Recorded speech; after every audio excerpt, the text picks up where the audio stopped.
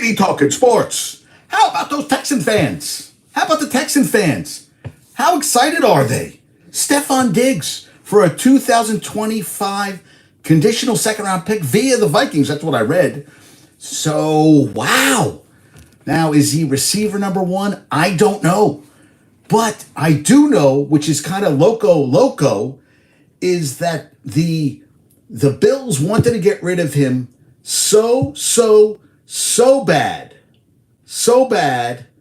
that they took on dead money, and over $31 million of dead money, might I add. That's a lot of dead money, man. That is a lot of dead money. I want to get the right, I need to get the exact number. Rich Samini, yeah, that this is kind of crazy. The Bills were so desperate that it's costing them more in cap space to not have him 31.1 than to have him 27.9, a record amount of dead money for a non-quarterback per over the cap. That's how bad they want to get rid of. Now, Josh Allen, the thing is there is a plethora of wide receivers in this draft, so they should be able to get somebody. But wow, and they've gotten rid of, think about who the Bills got rid of this offseason that are no longer with the team. There's a lot.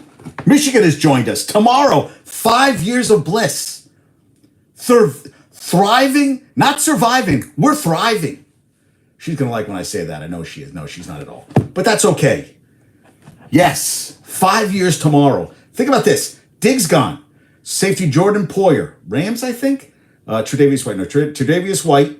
Mitch Morse. Gabriel Davis. Linebacker Tyrell Dodson. And linebacker Leonard Floyd. Where did Poyer go to? I know Poyer went to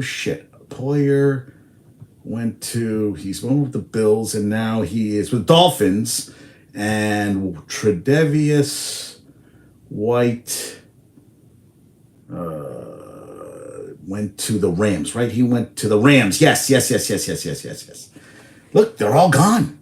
Now, who's he going to throw to this coming season? That's an interesting question. I know Hal is very excited about it. I know Don is very excited about it. I know Texans, TJ Stroud has to be. It's an early Christmas present. These are all spectacular things. This is all exciting times, right? I mean, good God. Yeah, pretty good. 4-time Pro Bowler. I like it. I don't like that no Diddy means no homo now. I just feel like that's a new phrase now that's become in the vernacular. I think it's kind of pathetic, especially this day and age, so I'm no Diddy. I saw that and it bothered me, so I wanted to put it out there. Yeah, that's what I do sometimes. Yeah, that cap number is crazy. So now it's Nico Collins, Tank Dell, which Rich Rabar said were tougher clicks at average. Well, I want to get this right. This is the average depth of target, simply how deep down the field a player is earning their targets. And this is, so he said, Rich Rabar said, Collins and Tank Dell were tougher clicks at, depth of target, despite loving both his talents. Houston was in on Keenan Allen before the Bears landed him. Stroud gets the largest bump in optics, but he was already lofty in cost. Well, hey, whatever. And you got Diggs likely. This is what they said. This is some fantasy stuff. But Khalil Shakir is now going to be, I guess they feel that they'll add talent around him, but he is the guy going forward this year. You have Dalton Kincaid, the second-year player at Utah. He's going to be a guy, and we're going to see, I guess they said it's a quest to reduce his, depth of target down the line of scrimmage and is in continued full effect. So they want to keep him closer to the line of scrimmage, I guess, keep the interceptions away and all that stuff. But, Diggs did not have a great season. I mean, he had a pretty good season. They, playoffs, I thought they didn't really connect as much. They were arguing a lot. Now he's got a new quarterback, new situation. They could bring somebody younger in. There's a lot of talent out there. I wonder what Bills Mafia feels about this. I wonder what Josh Allen feels about this. There's Tommy. What's up there, Tommy? I wonder what they feel. I mean, it's I guess we're going to see what happens going forward. But I like the trade. Diggs wanted out, and the Bills want to get rid of him. So they're going to take more dead cap than they would have taken in salary this coming year. And, yeah, we shall see. Now, hockey tonight. How about the Devils up 3-1 going into the third period? Gave up 5 goddamn goals. 5-0 in the third period to the Pittsburgh Penguins, who I can't stand. I'm not a Penguins fan. And Crosby and Evgeny Malkin each had multi-goal games to guide the Penguins. With the 5 goals, they have 3 points shy of a playoff spot in the East. Most career multi-goal third period comeback wins with these two is 22. The only ones that are behind is Nicholas Backstrom and Ovechkin, which have 27. That's wow. That's the only, and they're tied with Brody and Giordano with Calgary and Toronto with 22.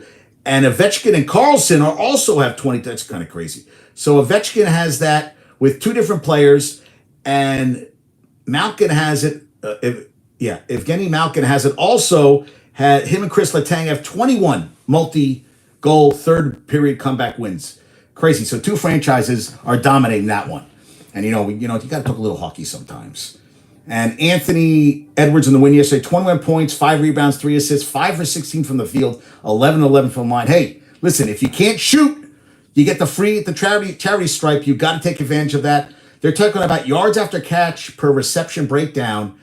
And out of the receivers, they're talking that Brock Bowers is the man. So Brock Bowers, I guess that's the guy you're going to go after in the draft. You can get him. Hopefully the Jets can get him. If they can, it would be fantastic. I do not like Wemby's alien shoe hitting retail. I think they're ugly as sin. Yeah, I don't like him at all. Tommy, I don't like him at all. I think they're really just, they're fugly, man. They really are ugly. And the Mets, oh my God. So listen to this. Now, they didn't play last night, so they didn't lose. They're not playing today with the rain. They're going to play a doubleheader tomorrow.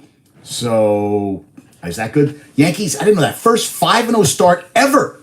And they lost 7-0 yesterday. Nasty Nestor went 5 innings, 8 hits, 3 runs. And Torres is under 200. Stanton's under 200. Judge is under 200. And it's really Volpe, Cabrera, and, basically it's Volpe, Cabrera, and Soto were the only guys doing any hitting this season so far. And we'll see how that works out. But Alonso, Lindor, Nimmo, and McNeil, so far this season, 7 for 59, a 119 batting average, and a 357 OPS. They're one of 3 teams without a stolen base attempt, 2 runs per game tied for last in Major League Baseball, 7 extra base hits tied for 28th in baseball. I would say this season is not, it's 4 games. The Astros, after a no-hitter, lost last night. They're 1-5. I said, Hal, are you nervous? And he told me to shut the fuck up, which, I get. Hey, I was being a wise ass, but, I was like, oh, okay. But the Mets not playing well at all. And, hey, you know what? Sometimes it is. Sometimes you play well. Sometimes you feel like a nut. Sometimes you don't. And I got a good story to talk about the A's in a little bit. Sidney Crosby, Dwight Freeney ran a 4.39 40 at 266 at the Combine at Cuse. 4.39. Yeah, I can't. Devils, man. That was a bad loss. 5 goals in the third period. Guys. Jesper Brack got his 25th goal. How about this? I saw this. The guy, Average Sports Guy, he's on Instagram. This is from Matt Gelb. The Phillies sent a cart nude for Ricardo Pinto, who was in Rochester, New York with the Iron Pigs. He got stuck in traffic, didn't arrive until the 4th inning, said hello to Rob Thornton, then went in the bullpen. He pitched 4 innings for the save. 4 innings. Came in late. Hey, how you doing? Hey, how you doing? How you doing? How you doing? And God, thank you. I thought that was awesome. I love that. NIT final, Indiana State, the alma mater of Larry Bird against Seton Hall. And Brandon from Company J's chat is ecstatic that they are now 25-12. They got bumped from the NCAA tournament, but he's got to be happy about that. Eric Musselman, primary candidate to become the Trojans' new head coach because Enfield left to go to SMU, and LeBron averaging 4.8 points per game is talking about transfer. Well, he entered the transfer portal. UCLA, Xavier, Rutgers, and Ohio State, and Duke. Why does someone, I know he's LeBron's kid, but 4.8 points a game is not a guy I'm ecstatic to get playing for my team. But Rutgers, he's near New York. I guess that would be kind of cool. But do you really want him? I don't really care. I don't really need him. Yeah, I'm I don't know what Tommy thinks about that one, but yeah, I'm a little bit really? That's the guy? That's the guy? No. I'm not a fan. I just feel he's only reason is he's LeBron's son. Maybe he'll play a little better, but I know he was dealing with a heart issue, but it's not like he came in and lit it up. I mean, you come in, he was a McDonald's All-American. Yeah, I know that situation happened, but now he's putting his, pictures of himself in the jersey and everything. Yeah, no, not feeling it, folks. Not feeling it. I wish the best for him, but the pick of the litter of those franchises. Are you kidding me? I just no. And Vince Carter and Chauncey Billups will officially be named members of the 2024 class on Saturday to the NBA Hall of Fame. I saw Vince play in college, and Chauncey played at Colorado, and both had very good careers. I mean, Billups won with the Pistons, and he never played in the finals. Did Carter ever play in the NBA Finals? I don't think Vince Carter ever got, I think he made the playoffs. Vince Carter, I don't think he ever got to an NBA Finals. NBA Finals. Yeah, I don't think he did not. He lost in 6 with the Magic against the Boston Celtics in the 2010 Eastern Conference Finals, the closest he came to getting a ring. And wow, so that was it. So he never got to an NBA Finals. And Chauncey, I think, only got there once. Yeah, I think 2004 with Larry Brown as head coach? Yeah, 2004 where they beat the Lakers 4-1.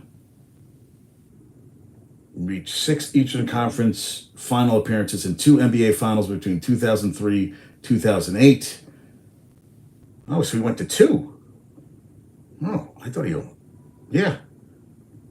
2004, he averaged 21, 5 rebounds, 3 assists. Yeah, had a good run. Yeah. Chauncey Billups. Why am I saying Phillips? I'm thinking of Lawrence Phillips. Yeah, NBA Finals. Yeah, he was the MVP in 2004. Mr. Big Shot. Pistons retired his jersey, number 1 in 2016. Yeah. All right, nice going. NBA Finals champion. Yeah, I thought they said he made another professional career. Yeah, so he's with the Nuggets. Yeah, his career didn't start off that great, and then he got traded to the Pistons, and that's where he went on a run. 5 years, 35. Think about that. 5 years, $35 million. Think about what they're making now. He made the finals in 2004, back-to-back. Oh, wow. They went to the finals in 2005, but lost in their bid to repeat as champions in 7 games. You forget shit. You forget, so he went to 2 straight NBA finals. Yeah, he's in. And this was wild. Listen to this. This is from Ben Stenar. Kobe Bryant won the 2008 NBA MVP and had a salary of $19.5 million. Jacob Poeltl for the Raptors will make $19.5 million this year. 78 players will make over $19 million this season. He made $19.5 in 2008. 78 players this year. 19.5. We got a huge game tonight. Rangers against the Devils. Rangers got to get back after the stink of the Monday night game. Got to get rid of that. That was an ugly loss. Ugly loss. So you got the Devils at home tonight. I saw a guy on the train today wearing a Devils jersey, and I was like, dude, man, really? Devils jersey? I was like, yeah, come on. Yeah, so the Devils, I can't believe. Yeah, Luke Hughes moved into sole possession of second place in rookie scoring, behind only Connor Bedard. He got his 42nd point of the season. Congrats to him. Isles won. Bo Horvat and Simon Holmstrom scored in the third period. They won 2-1. They are a point behind the Capitals for a wild card spot. A point. And Connor Bedard got his team high 37th assist. Yeah, he's had a good season. Listen, the team sucks, but he's been. And the Islanders visit the Blue Jackets on Thursday. Don Waddle, president and GM of the Canes, they signed defenseman Scott Morrow to a 3-year entry-level contract. He'll receive $807 and change in 2023-24, $832 in 24-25 and 25-26. $80,000 at the AHL. That's a big difference. So $80,000 at the AHL, $800,000 if he plays with the big boys. And he gets a signing bonus over $277,000. He's 21, 6 goals, 24 assists, 37 games with UMass. Third in scoring among Hockey East defensemen and earning conference third team All-Star honors. All right. He had 24 points in six, so that's a nice little pickup. So good for him. He's from Darien, Connecticut. Was selected in the second round, pick 40 in the 2021 NHL draft. So hey, congrats to you. Got the Devils, a little hockey right there. Got the Rangers playing tonight. I got to make sure I get in my hockey stuff because the guys, love hockey here. They love hockey, and that's on tonight. It's raining all day, which really sucks and pisses me off. And I'm like, God damn, I'm tired of this shit. March Madness. How about this? Iowa, LSU, 12.3 million. The peak was 16 million people. That was more than any women's college basketball game ever. The 2023 NBA Finals, the 2023 World Series, the Orange Bowl, the Big Ten Championship, the Cotton Bowl, the Pac-12 Championship, the Big 12 Championship, the ACC Championship, the Peach Bowl, Thursday Night Football. Every 2023 college football regular season game except Ohio State the dump versus Michigan. Thank you, Joe Pompliano. That is crazy. Every NBA game last season except for Game 5 of the NBA Finals, which was when the Nuggets clinched. Every college football game outside of the college football playoff, Ohio State, Michigan, and the SEC championship game. Every MLB game last season. It was also the most watched college basketball game ever on ESPN, men's or women's. Think about that. Think about that. Should have been, and you know what? One of the guys brought it up. It should have been on TV. That's what it should have been. And think about that's what I love. I love seeing stuff like this. It makes me really happy. That's an awesome thing. Yeah, that's crazy. And think about the Fever. So the Fever got Caitlin Clark. She's the first pick of the draft. You don't think that the sales and marketing staff drooling of what they're going to get? Yeah, almost $3 million more than last year's the championship game between LSU and Iowa. That's a thing. Yeah, they've set records. Think about this. This is from Mike Hall. They've set TV records for most watched women's basketball game ever on 7 different networks: Fox, ABC, NBC, Big Ten Network, FS1, Peacock, and now ESPN. Think about that. 7 networks set records on.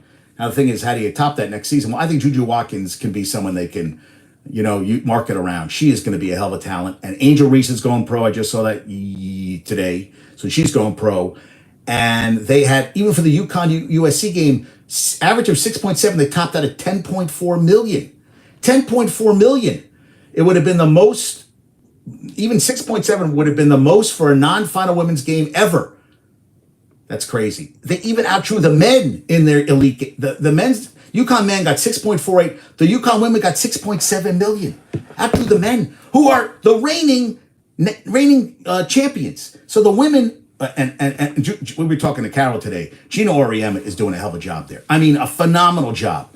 And it's going to be Beckers against Clark in one of the Final Fours, and then went NC State against the undefeated South Carolina basketball teams. That's going to be interesting. See, and that's Friday and Sunday, which might draw even more. Hey, what's up there, Josh? Yeah, I mean that's no joke. And this was interesting. So there was I saw this on John Canzano put this up. I talked about at the regional out in Portland that the 3-point lines were different. So John, he's on he put an article out, John Canzano, and he talked to this guy Michael McGrath, who was at the games. He was a very important part of the regional in Portland. He noticed the 3-point line discrepancy from his seat at Moda Center. He said it's a nice 15 seconds of fame. He said he rode his bike to the arena on Sunday. He had a ticket at the 300 level and was surprised at what he observed.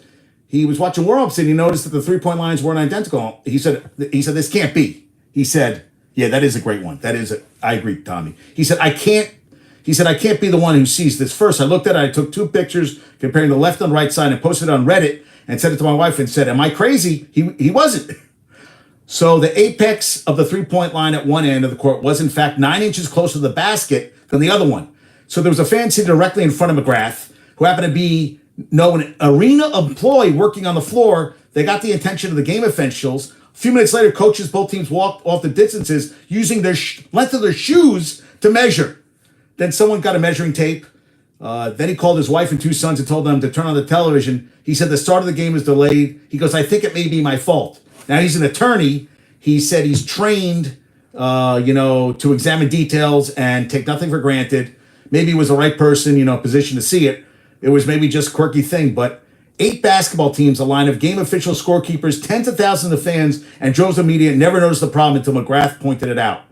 He said that we were laughing up there as they were measuring. I was explaining to people what they were doing, and nobody believed it. Everybody kept asking me, how did you see that? But my question was, how did you guys not see it? So NC State and Texas agreed to play the game, which was bullshit. And McGrath came up with the story to tell his friends and coworkers. Connor Sports, the court manufacturer, apologized for the error. That's a big fuck up, guys. And accepted responsibility. It was fixed for the regional final between UConn and USC. Yeah, that's beyond embarrassing. He said, I think the NCAA should make me undercover boss and follow me around to inspect football fields and basketball courts and things like that. That would be a great gig. That would be a phenomenal gig. I mean, I can't believe shit like that happened. And then a guy in the stands, and then someone next to him is like, hey, I know a guy down there. Let's go check it out. Holy shit. And they played games already this way. How the fuck does that happen? Blows my mind. Yeah, and Bronny, listen, Bronny, you can do whatever you want. Transfer portal's there. But that Rutgers is even listed for Bronny James is kind of impressive. They said if he goes, he'll get a statue outside the rack. I think so. But 4.8 points per game, 2.8 rebounds, 2.1 assists in 25 games. Duke, Ohio State, UCLA, Xavier, and Rutgers. And LeBron responds to Bronny transfer rumors. He says, I don't know where it came from, but Bronny's his own man and has some tough decisions to make. Thank you, Adam Zagoria, for that one. I'm like, okay. Yeah, listen, he hasn't done enough for me. Listen, I know he had a heart issue and hey, he's healthy, but good God, this is generating, I mean, come on. He didn't do anything. He had a couple double-digit games this season, but overall, it was a shitty year. Coaches even got a better job at SMU that's going to play in the ACC. I don't know, basketball-wise, yeah. They have had the better conference this year. ACC had a better year. Well, the Big Ten, Big Ten got somewhat. Okay, so wait, let me think about that. Let me think. We got in Purdue, NC State, UConn, and Purdue, NC State. Who am I forgetting? Shit. Wait. So NC State is playing. Wait, UConn got in. NC State lost to Duke. UConn beat. Oh, and Bama. So we got SEC, Big East, Big Ten, and ACC. Yeah, I mean, he went from Big Ten to ACC. I mean, but hey, and SMU has a lot of money, man. A lot of money to spend. So I think that's a better move for the coach. But where's he going to go? Obviously, he's not following his coach to SMU. I guess we're going to see how that works out. And I saw this. Kansas got Zeke Mayo in the transfer portal. They got Riley Kugel from Florida, who averaged 9 points a game. They got Mayo, who averaged 19 points, 6 rebounds, 4 assists, and a steal at South Dakota State. Yeah, I mean, they said he's a shooter. They said that's a good guy for them to pick up. They were a shot-creating, pull-up, shooting backcourt threat. As long as Bill Self, Kansas and Duke are up there, the teams I fucking hate. I can't stand Bill Self, can't stand the fake hair. I just never liked Kansas. I mean, Roy Williams, I couldn't stand him when he was there. Hey, kid, UNC, I loved him. But I never was a Kansas fan, never rooted for Kansas. I did like Danny Manning, though. Since I don't like Bill Self at all, so I never root for them. And Pepperdine is working to finalize a deal to make Grand Canyon assistant Ed Schilling the new head coach. He's been an assistant in Memphis, UCLA, and Indiana. Brings NBA experience. And how about this? Ball State transfer Jalen Anderson is going to Incarnate Word. 16 points, 5 rebounds, 5 assists. He had 7 rebounds against Minnesota. They said it's a big pickup to go from the Southland level to Incarnate Word. I'm wondering that had to be NIL money. That's what I was thinking. It had to be some NIL money that got him there. It has to be. They said played big minutes at Loyola Marymount and Ball State. One of the best players in the Southland. Could average over 20 points a game for Incarnate Word. Yeah. All right. I guess, he had to get some money. And Jordan Pope is one of the least known star guards in America. He averaged 18 points, 45 from the field, 37 from 3. Led Oregon State to a huge upset over Arizona. And I said, UNC, go after him. Because it was April Fool's, so it said RJ Davis and Harrison Ingram are coming back. But I didn't hear that at all. So we're going to see what happens on that front. And I said, that's a guy that UNC should go after. What the hell, man? It's almost like they're going to have to retool the whole team next year. And that was a disappointing season. You can't be the 1 seed and go out in the Sweet 16. And hey, listen, Bama made the Final Four, so they're a good team and all, but UNC had older team, a experienced team, a 25-year-old in Ryan, and it all fell to shit. Well, hey, listen, Artie Davis did not have a very good game at all against Bama, and they had a lead, and they gave it up, and Jesus, yeah, that game still pisses me off. And Michigan is hiring former Oklahoma State head coach Mike Boyden as an assistant coach. He had 5 winning seasons in 7 years at Oklahoma State, 3 top 25 recruiting classes, also headlined by number 1 prospect and eventual number 1 draft pick by the Pistons, Cade Cunningham. Can't hurt. Cannot hurt. And, one of the things, I was reading some Bowertology. There's a lot of brackologists out there about the college basketball. Indiana State, they felt bracketology,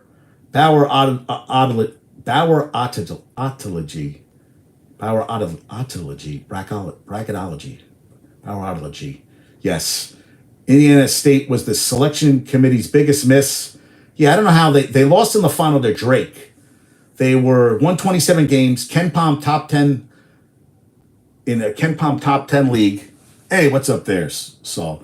And ranks 28th in your own evaluation metric. I don't know how they get. So in the Ken Pom top 10 league, top 10, they 28th, which 64 teams get in. They haven't had a season like this in 45 years. They go on to run the NIT. They're going to play Seton Hall, and it's at Hinkle Fieldhouse at Butler, which is kind of nice. Less than 100 miles from campus. So at least we'll have a good NIT final. Does anybody give a shit? Probably not. But I used to love when it was NMSG, but now it's not. And that's the way the cookie crumbles. So, yeah. And, yeah, good afternoon there, Saul. And Knicks, 3rd straight loss. Didi had, DiVincenzo went 31. Grimes had 24. Brunson had 20 and 10, but 5 for 18 shooting. 3-game losing streak. The Heat's first win over the Knicks. I kept thinking the Knicks were playing the Sixers. That's what I kept saying saying that. And Embiid did play last night, and the Sixers win.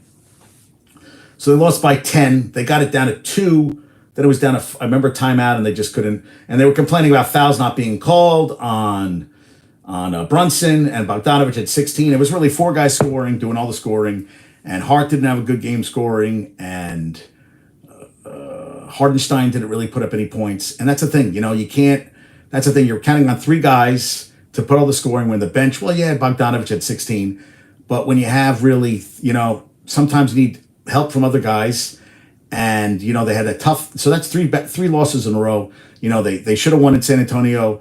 OKC, I thought they had a shot to win that game, and in Miami. And now you're getting down to the nitty gritty. Because all the teams are playing and you're going for seedings. You'd like to have home court advantage, and you don't want a whole season of work to go in the shitter in the last couple games of the season. And they play the Kings on Thursday, which just beat the Clippers. So that's gonna be a tough game on Thursday night. I know they don't have Monk anymore, but they still they have Monk. Wait. They have Monk. Who got injured? Wait. Shit, I'm always getting Kings. I'm getting the names confused. Who got injured? Yeah, they beat the Clippers 109-95 at home last night, so they're 44-31. And yeah, that's the thing. Wait, it's not. No, Fox. Yes, Monk is out, but Fox had 20. Sabonis had 22 and 20. Keegan Murray had 19. Barnes is a guy who can light up anytime. They got double figures off 2 guys off the Lyles and Mitchell. So, and they're coming in 44-31. That's gonna be a tough game. That's gonna be a tough game for the Knicks. And, and that's what they do. Brunson didn't have a good game. Yes. Yes, they're going to be a problem, Saul. The Texans are going to be a problem. Yes. And Thibodeau says Mitchell Robinson played last night. Hart said about Jimmy Butler, since Butler kind of does side quests before locking in around April. They asked Tibbs repeatedly. He's getting foul remarks on Jalen Brunson. Oh, that's what they asked Jalen Brunson. He said, we got to adjust to how they're calling the game. Simple as that. That's from Alex Toledo. He also said Thibodeau defends Jalen Brunson's tough shooting performance. He's getting fouled a total of 7 times to end the media session. And they asked Brunson if the Heat's defense affected his rhythm, as well as the difference in their offensive execution in the second half. He goes, Coach Spo is always going to have them ready to go. The way they play and everything they do is just a testament to how he gets them ready, which is true. And, Rozier hit some big shots, 34 points. And, Knicks, that's a thing. The Heat are like a freaking mosquito. They just are very fucking annoying. They're real. Oh, Yankees are playing at 3:40. All right, who's pitching today? Yankees today, it is Rodon versus Merrill Kelly at 3:40. All right. Got baseball early in the day. Love it. Freaking love it. All right, who's playing? Oh, and there's always, delayed. Royals, Orioles, delayed. We got 4 games going. Rangers, Rays, Angels, Marlins, Twins, Brewers. All right. Oh, there's a women's NIT semifinals. St. Louis versus Vermont and Minnesota versus Troy. Who knew? I didn't know. Yeah, I didn't know at all. Yeah, so hey, Nick's got to get back on the winning side of things. And yeah, Caitlin Clark, thank you, Alexa Philippou. Caitlin Clark's going pro. Angel Reese, Cameron Brink from Stanford, Camila Cardoso from South Carolina, Rakea Jackson from the Volunteers, Aleo Edwards from UConn, J.C. Sheldon from Ohio State, Charisma Osborne, love that name, from UCLA, and Alyssa Pilley from Utah. And the Sixers, 109-95 against the Thunder. How about Embiid, 24-7, Kelly Oubre, 25 points, most of them in the second half. And what they asked him what he felt when he heard that Embiid was returning. He goes, my heart dropped because I was scared for the other team. That was pretty funny. And Nick Nurse said he looked pretty good for not playing for a couple months, that's for sure. And he said his defensive impact as the biggest way he impacted the game. Yeah. And he's shooting 88% from the free throw line, Yeah, he's damn good, dude. And he's nearing an endorsement deal with Skechers as the footwear company launches a basketball division. Good for him, dude. And I saw him after the game. He had his WWE shirt on. Is it WrestleMania this weekend? I am not a WrestleMania fan, but I think a lot of people are going to it, so congrats to him. And yeah, Sixers. Embiid is back. That's the thing too. You know what? If he gets healthy, give him a couple games. I know the Knicks, it's still Embiid. I mean, you got to play Embiid every goddamn game now. Can he stay healthy? That's another thing. Yeah, East. I mean, it's the Celtics and everybody else fighting for scraps, and the Bucks lost to the goddamn Wiz yesterday. So, yeah, let me tell you, what are they, 500 now with Doc Rivers, 14-14? That is ugly. And you know what's kind of crazy? I saw this. Rick Carlisle passes Red Auerbach, moves to 12th in NBA all-time coaching wins. Passes Red Auerbach. He won a ring in 2011, but when you think of great coaches, okay, so do you think Rick Carlisle, Red Auerbach? Now, I know there wasn't as many teams, and it wasn't integrated basketball. It was segregated, but he did Bill Russell, and it was a small league back then. But still, Red Auerbach, if I had to win one game, am I going to take Red Auerbach or am I going to take Rick Carlisle? It's not even up for debate, in my opinion. And LeBron over his last 25 games, 26, 7 rebounds, 9 assists, 60 from 2, and 45 from 3. Oh, and Saul sent me, I had a trivia question. What do you say to me? Yeah. Oh, he talked about Steve Cohen on 2023 spending spree. Clearly, money doesn't buy wins in LB. Yeah. No, it does not. No. Oh. So I asked Dom a question. He put this thing up where he said, R.I.P. Seti B, a.k.a. DJ World Price. So we were talking about former high school and UT great, Longhorn great, Cedric Benson. So he told me that was, when he retired from football, he came back to Austin and tried his hand at DJing. Obviously, places around town were more than happy to have him. His stage name was DJ World Peace, which we all assumed was a nod to Artest in some way. Okay, so it was misspelled. That's what I thought it was. Thank you, Dom. It was really bothering me. I was like, what the fuck did that mean? If you want me to jump on, I'm in. Okay, yeah. Well, I got to switch, so hold on. But, so he sent me, I had a trivia question, most 30-point games in NBA history. So Will had 557 in 1,045 games. Jordan had 671 in 1,072 games. And the Lakers had 672 in 1,486 games. So I don't know if Tommy wants to come on to talk a little bit. If Tommy, you want to come on? If Tommy wants to come on, so I'll get you guys on. I know that Josh loves being on YouTube because he loves the YouTube. But I could switch it over. We get knocked off sometimes. And yeah, so I was wondering about that. And did you see last night? Victor Wembanyama I mean, he was getting dunks. He rejected Jokic. Now, they lost 110-105. 2 assists and a block away from a quadruple double. Jokic had 42, including a game-clinching free throws, and they're 53-23. They're 18 wins, the Spurs. Michael Malone called Wemby the future of the NBA, and Jokic passed Carmelo Anthony for the 3rd most points scored, and he did it in 1,203 fewer shots. I never liked Carmelo. So Jokic, congrats. I never was a fan. So Wemby cracked 700 rebounds. He's 3 assists from 250. In a few games, also cracked 250 blocks. With 85 steals on the year and 110 plus threes. Yeah, guy is going to be 200 in all major statistical categories in a few years, which is crazy. Thank you, Morton Stig Jensen. Think about that. 700 rebounds.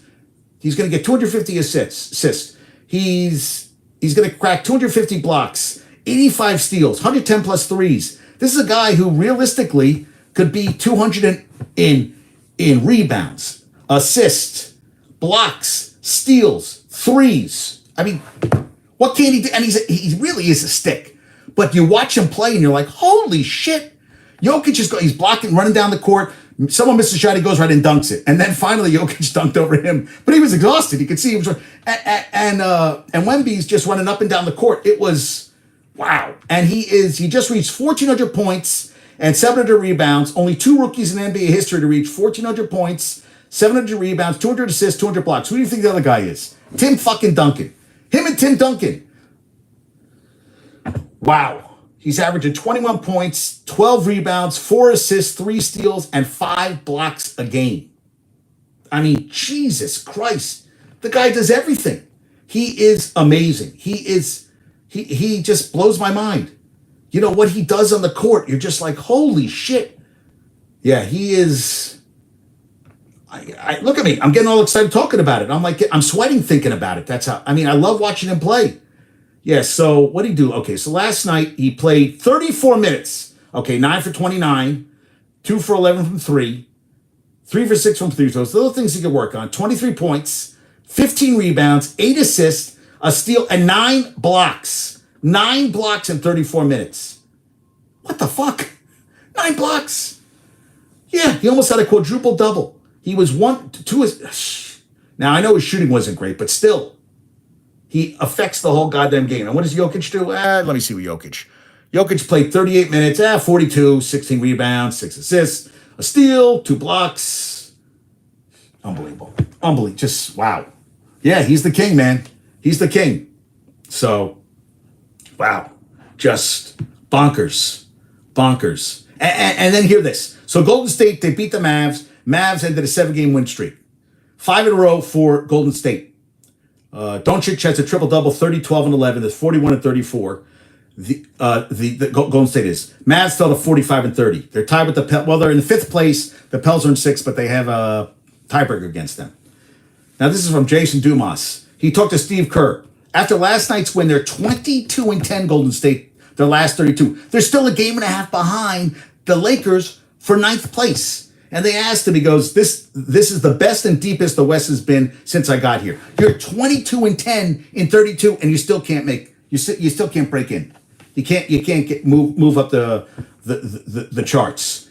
Now, Steve Clifford stepped down as coach of the Hornets. Hornets suck. And he hasn't been good in the 2 years. So, I feel like the Hornets, they're 18 and 57. They shut down LaMelo for the rest of the season.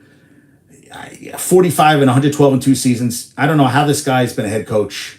Yeah, he spent 3 seasons coach Orlando before returning to the Hornets. 10 seasons as a head coach. I don't get it. I just don't understand how this guy's been a coach. Now it's time for him to say goodbye. I hope he made some money, invested the money, because it's time to move on. And with the Rockets loss, Mavericks and Pelicans, magic number for at least a play-in spot is 1.